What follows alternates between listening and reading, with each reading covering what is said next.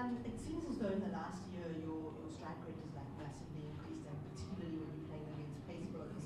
Has something changed in the way you approach your innings, or what would you put that down to? Yeah, I think I've taken a conscious decision to try and, especially if I'm opening the batting, put the bowlers under pressure. I've always sort of, in the last few years, been looked at as that, I suppose I did it today to an extent, as that guy who bats through, and I've got the game, I feel, to really do what some of the other guys around the world is doing regarding hitting boundaries, especially up front.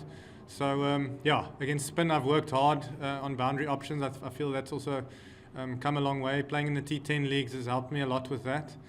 But yeah, it was a conscious decision. I'm going into my latter years now. Faf is inspiring me, but yeah, even he's saying he's always adapting and trying to renew his game and so forth. So yeah, pretty much similar for me. And then if I could just ask you, I mean, last year would have been a little bit difficult with being left out of the T20 World Cup squad, for example. But you seem to have found like a new life with leagues. Can you just talk through what that was like? You're in good form, but maybe not always getting picked. Yeah, I'll be honest, it was a tough one. I had a great year in T20 cricket leading up to that World Cup especially. I've always said, I've never said I should have been there in place of anyone. I just felt like it was a tough one. In the 15-man squad, always with ICC events, if there's only 15 guys, some guys are going to miss out that you feel deserve it. And yeah, so it was tough, but I mean, it is what it is. It's sport. The guys that did really well and made us proud, but that opened some opportunities for me to go to leagues and going into, like I said, the latter half of my career, my latter parts. That's something I'll look to do for a few years and see where I go. My first priority always has been to play for the Proteas. So what I don't know is when that stops, how long I'll keep playing leagues. I'm not sure. But yeah, at this stage, I'm really not thinking about anything else than just enjoying my cricket. So we've got a great team at my Cape Town. I really love playing for the Lions domestically. Yeah, how I'm feeling now is not looking too far ahead and just enjoying my time and trying to put in performances. Rassie, you had quite a tussle with Quentin Parker tonight, and I think you came off the better from that. Can you just tell us what you think of him and explain that sometimes being 18 isn't everything there is to be? Yeah, he's obviously world class already.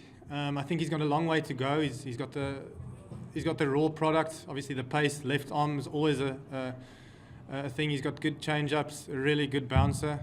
He almost cleaned me up with that the other day at Newland. So the challenge for him is going to be not to believe the hype that's made about him too much and follow the normal road as a professional cricketer, where you come into leagues and come into the national team and you still got to perform. It doesn't matter if you're 18, because reality is out there. Nobody cares that he's 18. They're gonna treat him as an equal. So I think he's come on leaps and bounds in the last year. He's a good kid. He's got a good head on his shoulders. He's got guys like Alan Donald and Hash at the Lions, Russell Domingo. So he's got really strong influences there, and the way he's going, yeah, he's gonna have a huge future. Rassie, you obviously then throughout the innings, just what do you make of conditions and that score that you put up? Yeah, I thought our score was probably par. It was really tough. The wind was a factor. I've never had the wind so obvious part of conditions year before. It basically just took out one boundary. So you felt you couldn't really have a look at that boundary against it. So they took a gamble of expecting it to become better under lights, which it did. It was a used pitch. So the normal thing to do here always is to bat first and try and get a score, and then it gets slow and slow towards the end. But the lights obviously played a role tonight. It came on. Speaking to some of the guys, it came on quite nicely under the lights. So probably a par score. We were probably about 10 short than where we wanted to be, but I think we were just not on it with the ball tonight, and obviously in the field chances. If a guy like Luandre gives you chances, you got to take it. Otherwise, he's going to make you pay. Rassie, I'd just like to know. This is obviously you've been with the MI Cape Town team for quite a while. I know it's still early in the the tournament, but I feel a few things are different this season. Getting a few wins early on, even though you didn't get to Nige, pushing until the last over. What do you think has been the different thing in this side from like previous years and last to this year, where we can definitely see a massive improvement? Yeah, definitely. I think you're spot on. It feels different in the squad. There's a different vibe. I think I've said it before, but when you do so badly, you learn what not to do. So we really took those lessons of the first 2 years to heart in terms of a communication, a leadership. It's always tough for an overseas captain coming in, but we made a conscious decision, myself, Colin, KG, Dane Pitt, some of the senior players, to say, listen, we're going to assist this guy as much as we can, help him out on the field. He was obviously captain 2 years ago. He didn't know anyone in the team really, he didn't know conditions.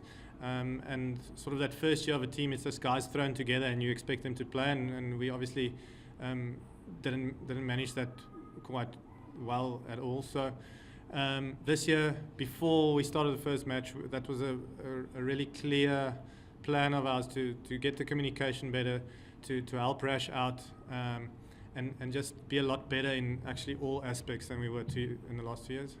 Rassie, obviously this tournament this season has been obviously very great for the youngsters coming through the system. A lot of them have stepped up in this tournament. So does that excite you?